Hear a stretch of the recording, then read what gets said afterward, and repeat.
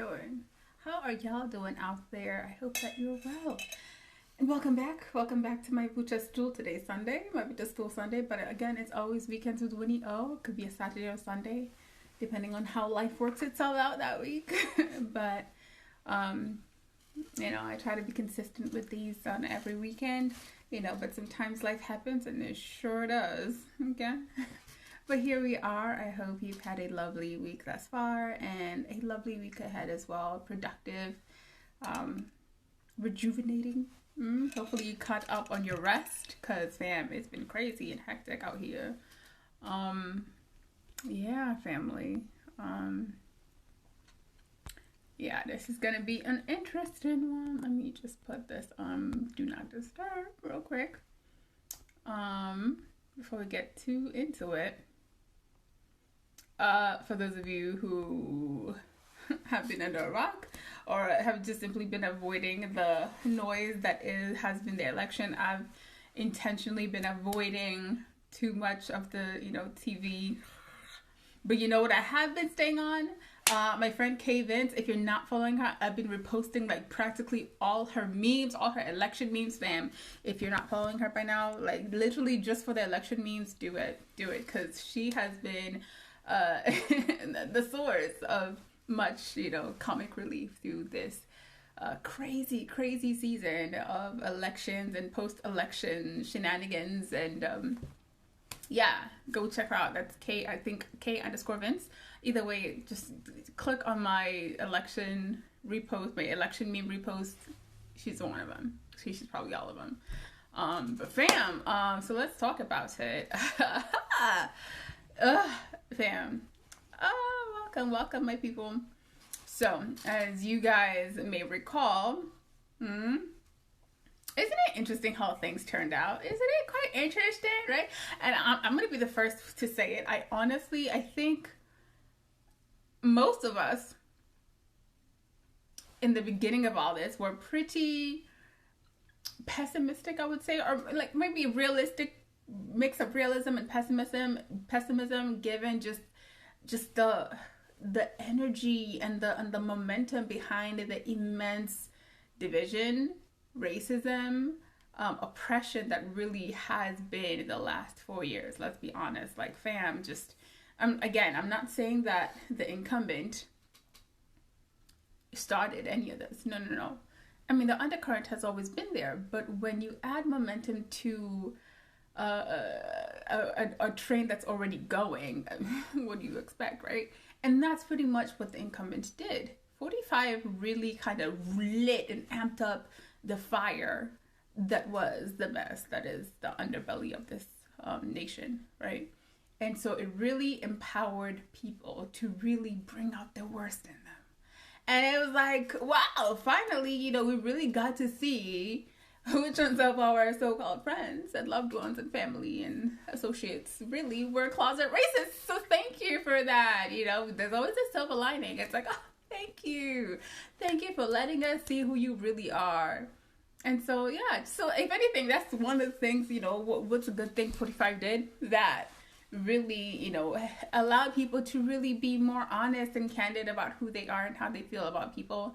And it then gave us the opportunity to make more informed decisions about, the kind of company we want to keep around us. So kudos to you and me and to all of us who are just, trying to be decent human beings, caring for other people, and looking out for the rights of all, beyond our own, selfish desires, requirements, needs, all that good stuff. Which really was like reflected in the prioritization of what happened right before the elections, right? So we saw the GOP swearing in Amy Coney Barrett, right? And it's like that was the more pressing matter.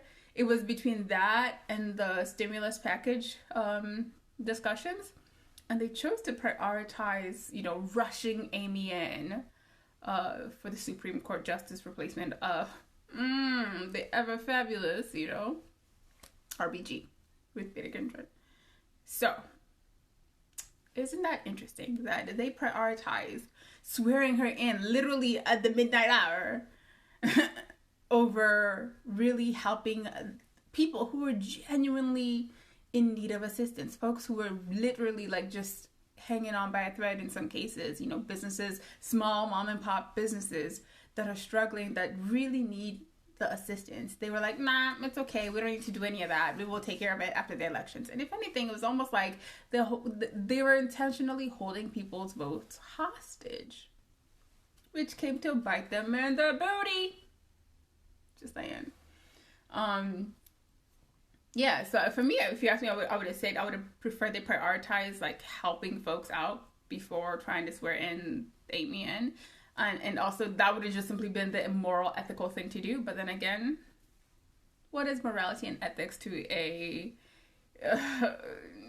you know, I'm really trying to find a nice word here, to a system of governance that has done. Say that. Yeah, so, you know, it's not standard across the board. But anywho, as you know, elections went into overtime and the whole world was watching America like, fam, don't F this up, don't drop the ball. It was like everybody was just like, fam, it's, you know, it was tense. And I was just like, I'm gonna check out for a quick minute. I refused to stress myself out because I was already stressed enough with everything else going on in my life. But here we are. I'm so grateful. I'm so grateful. Because the reality is there's been a lot of people,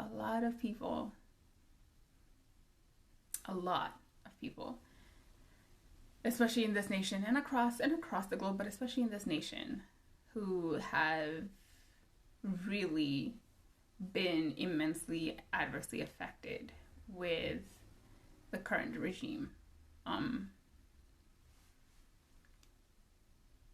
I mean, I'm sure you've heard it. Yeah, I will not reiterate. I will not belabor the point, but I'm like, damn, it has been tough for people. And if you can't empathize with that, you know, for those who are immensely elated and overjoyed with this win, not only for the oppressed, but even for the many girls and women who see just, you know, the possibilities that exist for what a reality could be for women, for minorities, for immigrants.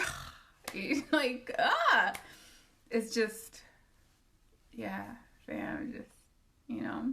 And like, and if anything, for me, I'm like, this is another great reason to not only celebrate, let's absolutely celebrate the win, but also we gonna hold folks accountable. We have to hold folks accountable. If we elect you, we will make sure to hold you accountable. So let's celebrate, let's enjoy, and hold folks accountable. That's my quick PSA on elections. So yeah, so elections went into overtime, and fam, we had memes for days. Like, if anything, like, I know this is not a good thing to wish for, but like, why was this not a thing before? Like, I actually like have been keeping up with the election stuff via the memes, depending on how the memes go.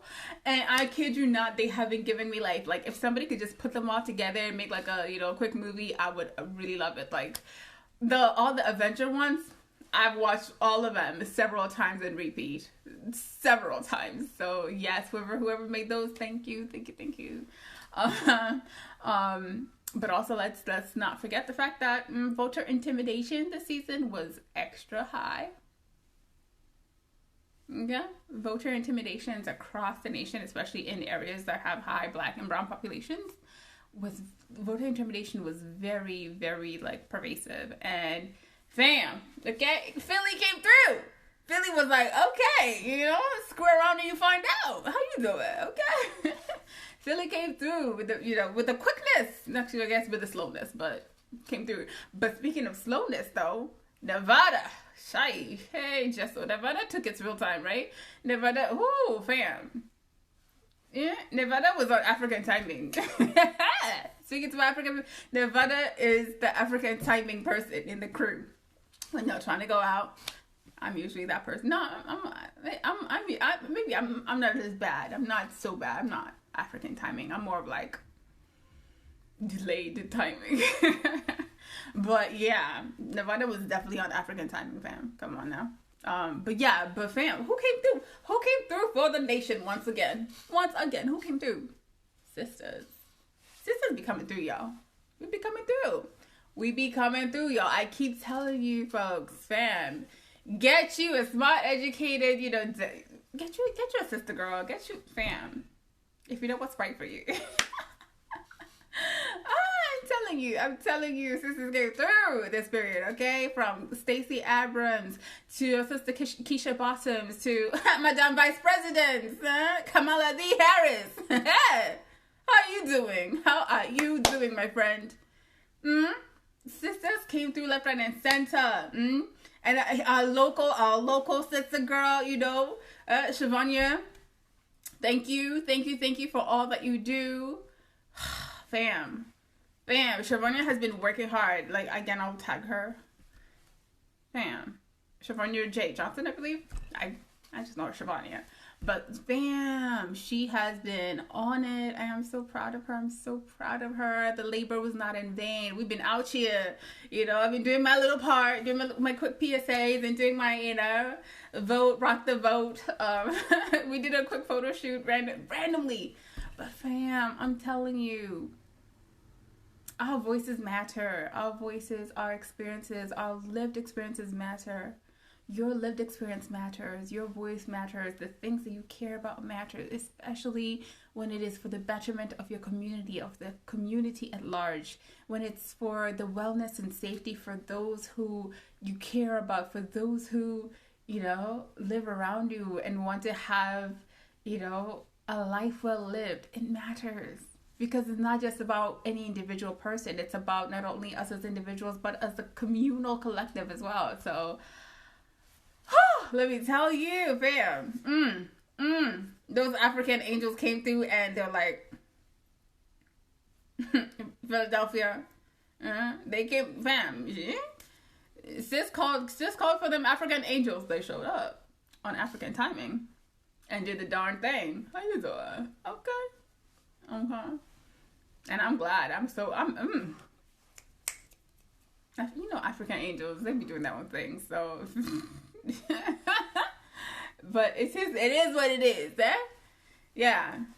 And, moreover, remember, it is not a sprint, it's a marathon.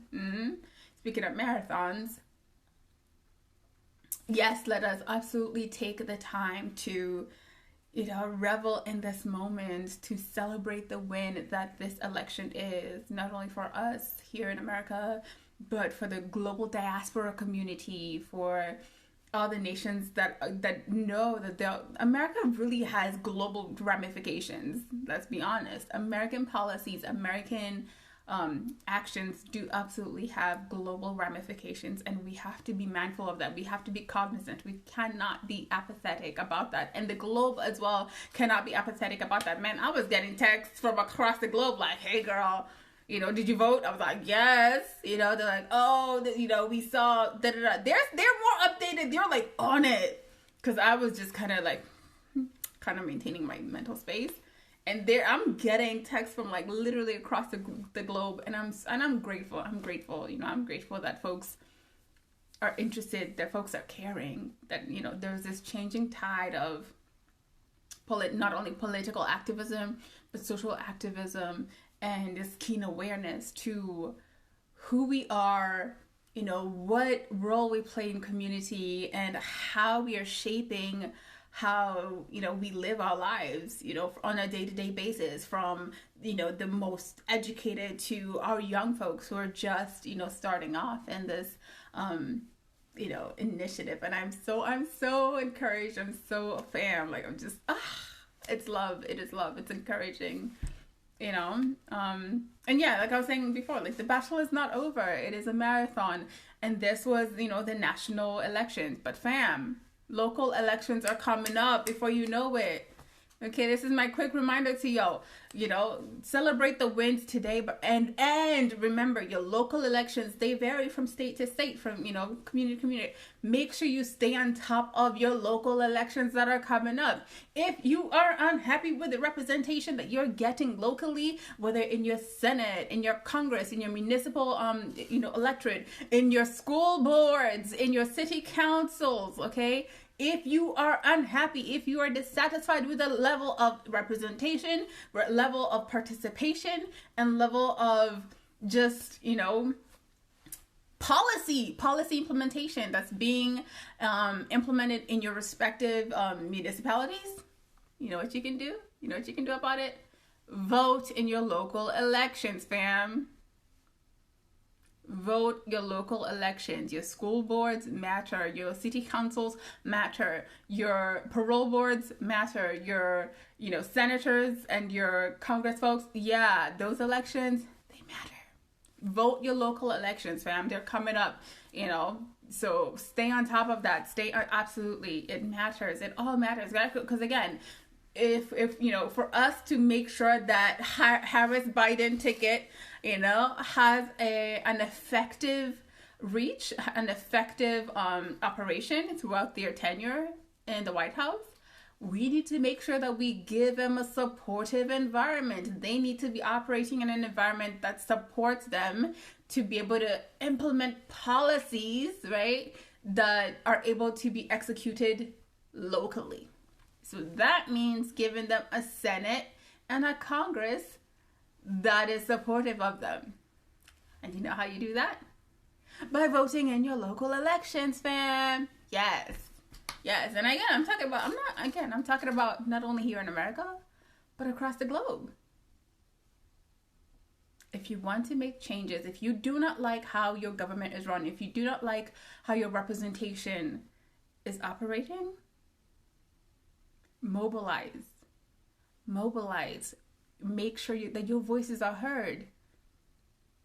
Make sure that the voice of the Mananchi, the regular, the civilian, make sure that voice is elevated. Elevate and prioritize marginalized voices. If there's one thing that I've absolutely learned throughout this process, is the importance of elevating and prioritizing and highlighting marginalized voices. It is so important that we make sure that their voices and their needs are heard. You know why? Because when we prioritize, when we take account of those who are marginalized, of those who are disregarded, underrepresented, misrepresented, disregarded, when we take account for them and we build a society and community that fits them as well, you know who actually ends up winning even more? Those who are not bothered to begin with. If anything, for you, it's a bonus. It's a bonus. You still get everything that you had before and then some. Right? that's just, it's basic nature principles, right? And even as a professional, I look at a simple example is, let's say, ADA compliance, disability compliance, right? Disability regulation requirements. When we create accommodations for those who are differently abled, it actually ends up being benefiting to also those who are, of the, normal body or typically abled persons. The regular folks benefit from the requirements to comply and be mindful and cognizant of people who are differently abled. Either way, it's a win-win situation. So, yeah, that's that, yo. I mean, yeah. So yeah, again, vote in your local elections. Vote in your local elections. Vote when your local elections come through. So, yeah. Can you tell I'm excited about this? I'm very excited. I really am. And again, we will have to absolutely hold them accountable for their actions, right, moving forward. Because again, they both recognized and, said, hey, we may not have, had the ball as well, in their past, in their tenure. But they're, what was the thing that said, when given the opportunity to do better, they will. So we gotta hold folks accountable to do so. Period. Yeah. Right? And in order to hold folks accountable, speaking of holding folks accountable, right? It always comes back to this. Abuse of power, right? Because at the end of the day, it's about making sure that folks do not abuse the power in which we give them. Because the power is in the people, and the people give certain folk, the people elevate folks to positions of power in order for them, to serve the people, right? And sadly, we have seen that abuse of power just tends to be just rampant for no reason. Because of no, it's because of selfishness. When you're ruled by selfishness and greed and disregard for your fellow human beings, of course there's going to be abuse of power. And that occurs not only in the US, not only in developed countries, but again, in developed nations. Abuse of power is still very rampant, which is why, again, we still have this movement of End SARS now. Yes, it's still going on, and yes, it's still a thing, and yes, it absolutely still matters, because police have been abusing their power since they were invented. Let's be real, right? Because policing was originally invented to catch slaves, to monitor and subjugate and control melanated people by colonizers. Always come back to that. And so in order to make sure that we have to hold folks accountable, in order to make sure that we hold them accountable of the power that we've given them, we need to speak out against it. And I'm so glad my Nigerian brothers and sisters are speaking out. It's important. It's so important to speak out. Don't quiet their voices. There's a reason the youth are rising up and saying, hey, this is not okay. We can no longer do this. Again, this is an issue also in Kenya. Police brutality is a very real concern. We've seen the documentaries about it. We've seen the images. We're seeing the social media movements. It's a movement. It's not a moment. It's a movement. We're moving the needle. We're moving the momentum. We're pushing the momentum to change directions, to change for the better. Right? Yeah, we have to challenge our power structures. We have to, especially, when corruption is involved, we have to challenge our power structures to make sure that we're holding them accountable. Yeah. Of course, in the African continent and across their diaspora, right?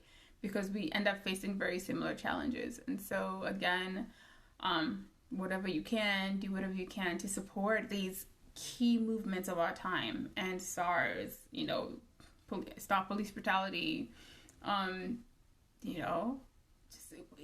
even within your own community. Even there is work you gotta do the work. There's work to be done even in our respective municipalities, even in our respective communities, whether that is harassment issues of safety and security for women and girls, right? Underage pregnancies. Yeah. Abuse of power comes in many forms, and it is so important that we stand up and we rise up against it if we're truly going to have a safe environment, if we're going to have a safe and secure community for all. PSA, harp it now, right? If you experience harassment or assault, wherever you are the globe, you can absolutely harp it. That's by just going to www.harpnow.org. That's HARPNOW.org. Or you can use the hashtag HarpItNow. Yes. And share your experiences, share your story, and, be a part of the data, because you're not just a data point. You're a person. You're a human being with real experiences, and your experience matters. Your voice matters. Yeah. Whether that is sexual harassment, sexual assault, street harassment, transit harassment, workplace harassment, or abuse. Yeah, fam, these are real. Police brutality, yes, fam. Harp it. Because we need to do better as a community. We need to hold those who we have placed in power accountable for their actions. And the policies, it always goes back to policies, because folks tend to say, but my hands are tied by the policies that are in place. Well, fam, if it is a policy that is a problem, we can change that real quick. Okay, I guess semi-quick, but the policies can be changed. That can be changed. Yeah. So as Julia Mallory always says, Julie Mallory of the Black Mermaids, she always says, you gotta do the work. Do the work. There's work to be done. You gotta do the work. It's not an easy effort, but you know what? It's worth it. It's worth it. If everybody just does their little part of the pie, of the big pie of work that needs to be done, it is doable. It is absolutely possible. I've seen it and I see it, and I see that many people, even just around me in my spheres of influence, folks are doing the work.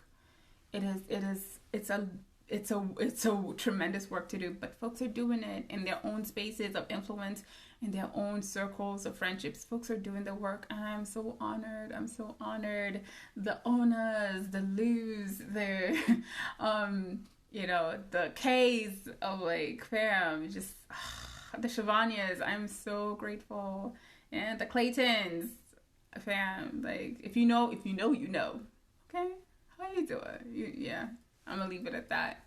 The Basiras of the world. I am so honored to be working with them in the various ways that I work with them, fam. Yeah, and it kind of like get every now and then I kind of take a step back and I'm like, wow, I am so blessed. I'm so grateful to be in the company of such amazing men and women who genuinely care about their community, period. People who see beyond themselves to see the need to have better communities, to have safer communities, to have communities that are thriving, not just surviving, but thriving.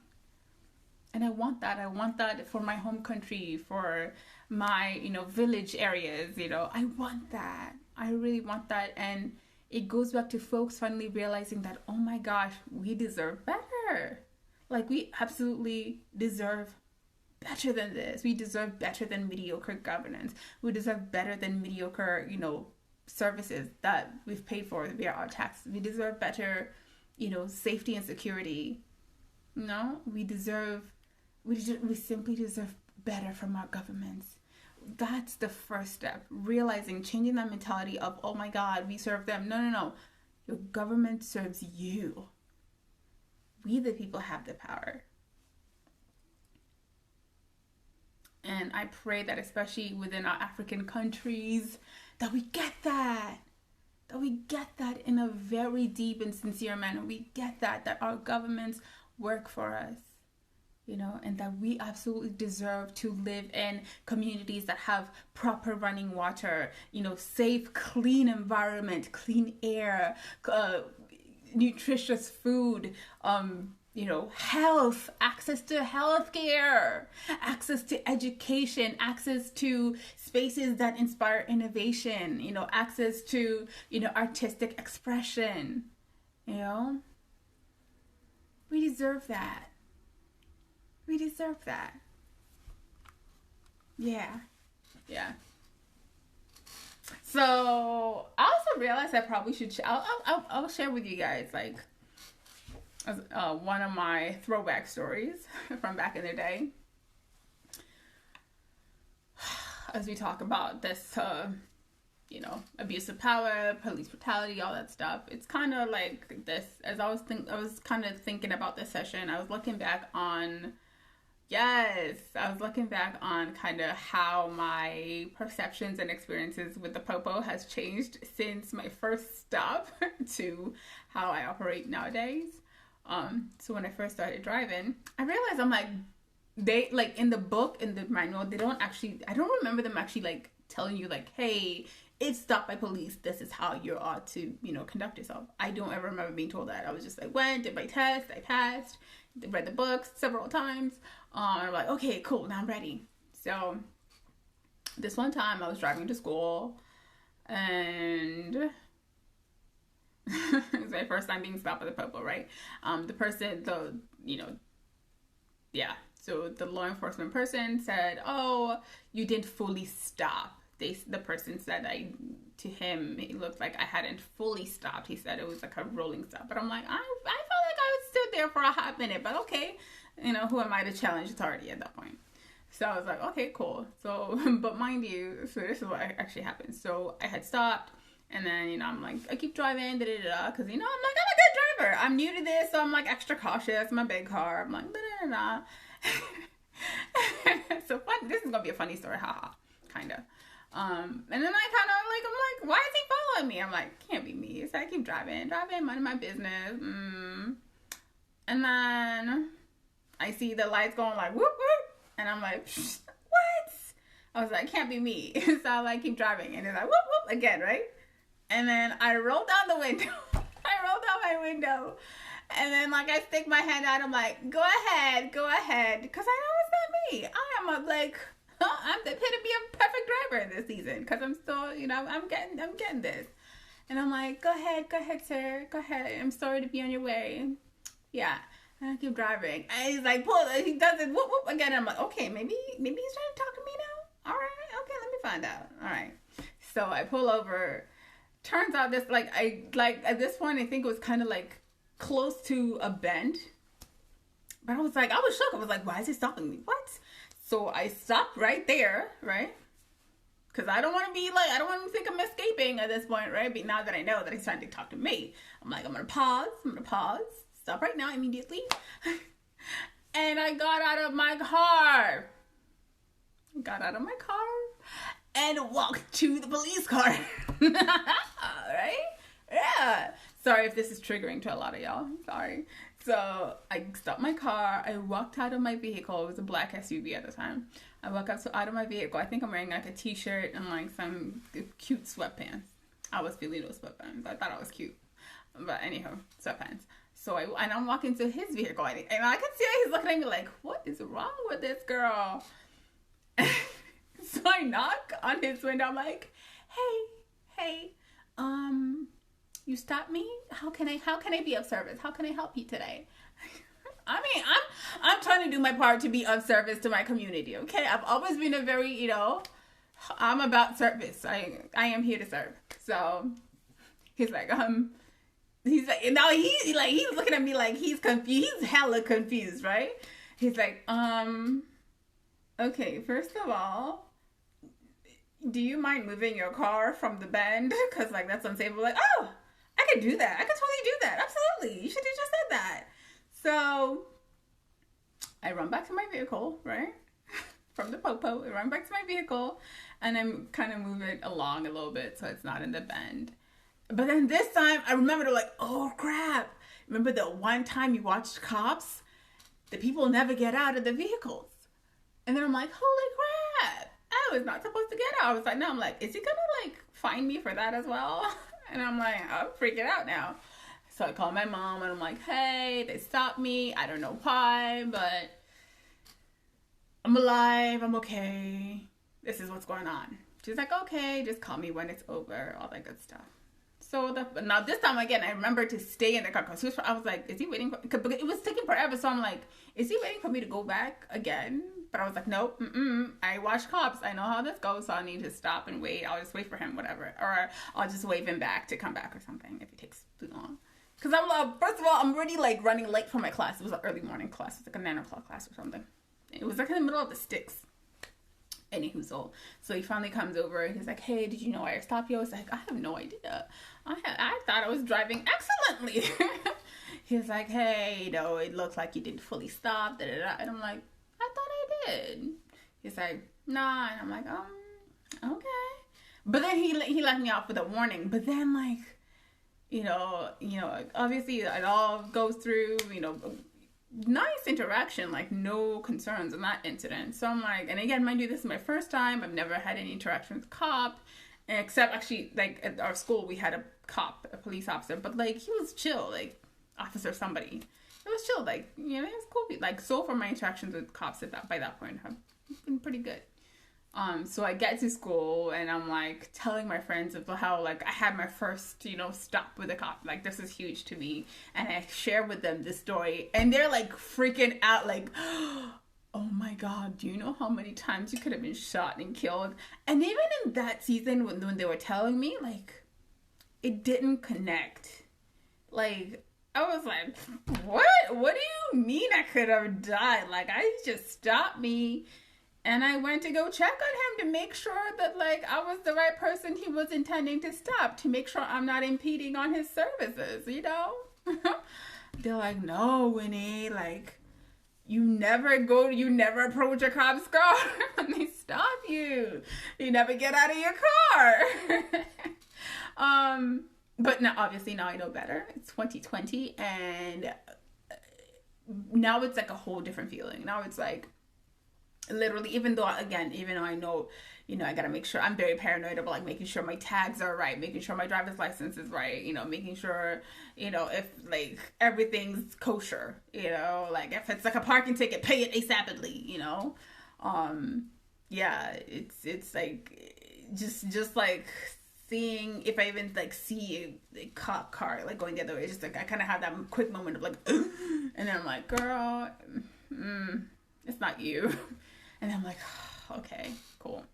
But it's very triggering, I'll be honest. It's a very triggering experience nowadays, to kind of have those moments. And it's sad. It's sad to me to think that that's what we've gotten to as a country. But I'm glad we're having the necessary conversations. I'm glad that we are unpacking the complex relationship that exists between the police and the community, especially communities of color, communities of Black and brown people. It is important. It is important that we talk very candidly and have these uncomfortable conversations to make sure that we are leaving a better community, a better social environment for those who come after us. Yeah. So that was that. Yeah. So that was what was on my mind. Hopefully you learned something. Hopefully you gained something out of this. But again, I am so glad. Fam, like, I'm sure there's going to be parties. I'm sure there's going to be some celebration. And absolutely worth it. Valid celebrations. I'm looking forward to seeing what Harris, Biden are going to do. And again, we're going to hold them accountable. Hold your folks accountable. Because again, this was interesting, to say the least. But yeah, otherwise, I hope you guys are well out there. I hope you're having a wonderful day. And we're already in the holiday season, pretty much, right? Because Halloween already is done. So happy holiday season. Stay safe wherever you go, whatever you do. COVID is still out here, so please, do the necessary. Do your PPE. Get your mask on. Avoid crowded spaces. Cover your cough, please. And most importantly, be encouraged. Be encouraged in all you do. In all you do, be encouraged. And love on one another. Respectfully, but love on one another. Yeah. If you love him, say it, show it, be it. Yeah, until our next Buddha stool. Hey, I hope you guys will have a lovely week. Oh, PSA, here is another PSA. So like November is pretty busy for me. It's hectic. So I will do my best to keep doing these in a timely fashion within the weekend. But otherwise, we may have to do some switcheroo. But, weekends with Winnie O will still be weekends with Winnie O. And it's always a pleasure to see y'all. And I love your comments also. So stay connected. If you like what you heard, like, share, connect, tell a friend, let them know we out here. Yeah. So I guess we'll catch you on the next Saturday weekend with Winnie O. Be blessed. Be well. See you soon. Ciao, family.